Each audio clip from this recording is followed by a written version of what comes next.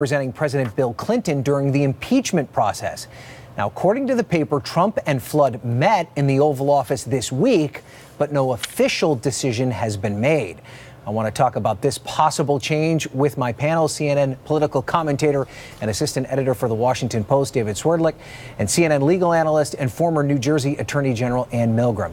Ann, let's start with you. I mean, the president looking to hire someone who has a unique understanding of the impeachment process. Is there anything we can glean into this? Well, I mean, if we think about it, there aren't that many lawyers who would have had the experience that Mr. Flood has had with the impeachment process. And so it's certainly, I think, the one thing it tells us for sure is that the president understands that this will not be over soon and that he has to keep a strong legal team going.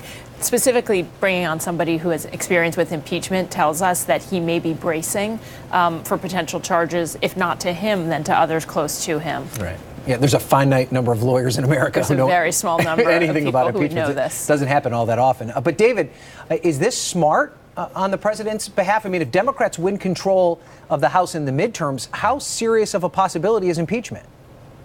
Well, Democrats would certainly regain subpoena power even if they get one of the houses in Congress. They'd control committees in that house or both houses if they won both houses, and thereby be able to control the flow of information. I think we're a long ways away from knowing whether or not the Democrats or certainly Republicans would actually make a move toward impeachment. But look, this clearly signals, as Ann is saying, that the Trump legal team is taking things seriously. You wouldn't even have this sit down with Emmett Flood if you weren't worried about things down the road. If you read the New York Times reporting by our CNN colleague, Maggie Haberman, the Trump team said, look, they're not concerned, but obviously you're concerned if this is the move you're making at this stage. Similarly, Wall Street Journal is reporting this morning that Trump's team is trying to negotiate with special counsel Mueller to, in exchange for the president's testimony, that he will wrap up the investigation in a fixed period of time. But again, you would only make that move if you were worried about what might come out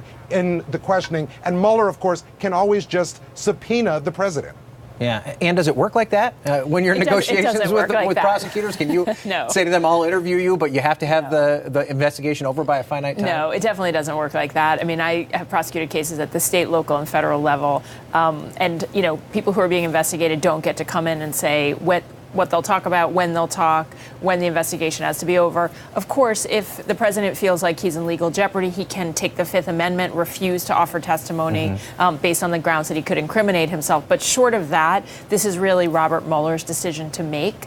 When he'll talk to the president, he can issue a subpoena to the president if he thinks that's the right thing to do. And so, you know, I think that I understand why the president's counsel is trying to negotiate these things. I don't see any possibility that the special counsel would agree to any of the limits, the timelines. I mean, it doesn't work that way, nor should it, because you don't know what the president would say. The president could say something that required 6 months of investigation. It could extend the investigation. The exactly. interview could do so that. You would never hamper you'd be hurting the investigation if you agreed to that. Right. Okay. So, David, remember the name Sam Nunberg? That story seems like a lifetime ago. It happened a month ago. It actually happened earlier this week. Right. He, of course, gave a series of interviews on Monday, said he wasn't going to go in front of the grand jury, then ended up doing it, and then said after the fact that he believes that there is reason that this investigation goes forward. I mean, from your perspective, where do you rank Nunberg's role in all this? Is he just an advisor that really has no real impact on the overall investigation or Trump world? Or could he be an important player in the Mueller investigation?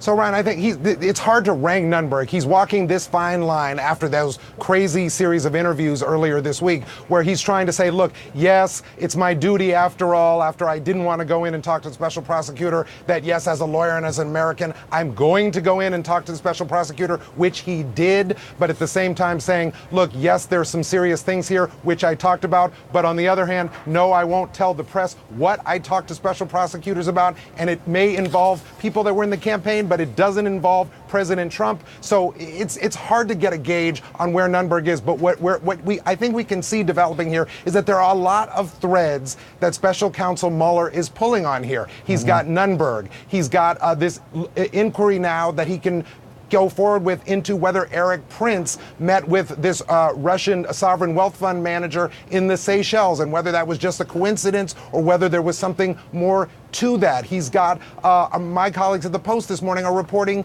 that President Trump sent a letter in 2013 to Putin inviting him to Miss Universe, which touches on a whole bunch of different threads in this investigation. Have they proved a crime yet? I don't think they have, a criminal conspiracy, but it certainly suggests that there's a lot more to this, and we're nowhere near the end of the investigation. And Nunberg was in the grand jury for almost 6 hours. Does that tell us anything about that interview? It's certainly a long period of time. That's a long period of time for a witness to be in the grand jury. I think there are two possible thoughts about Nunberg. One is that, remember that they're asking him about all these other people that we know are potential subjects or witnesses, at least, in this investigation. Hope Hicks, Steve Bannon. I mean, the whole group of people that have also been interviewed by the special counsel. So we know already from the subpoena that that's a part of the conversation. So it could be it's about Nunberg. It could be it's about what Nunberg knows about these other people. That's the first point. The second point is that when you do a case like this, and I've done a lot of political corruption work, you always want to lock down witnesses. So it's both possible that Nunberg was in the room or had specific conversations with Roger Stone or with other folks that the special counsel wants to know about.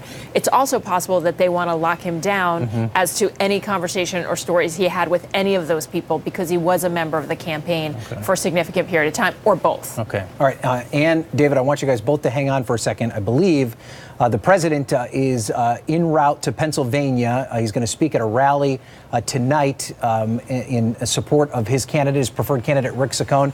Let's take a listen. He did speak to reporters. Have tremendous success. It's going to be something very special. We have a lot of support. So I think North Korea is going to go very well. They promised they wouldn't be shooting off missiles in the meantime, and they're looking to de-nuke. And that'll be great.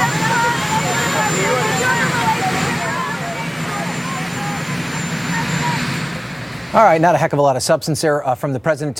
Touched a little bit on North Korea, talked about the fact that he's heading to this rally in Pennsylvania. We always want to watch when the president makes these trips to Marine One, because sometimes he likes to break news in these short trips. Didn't choose to do that today, but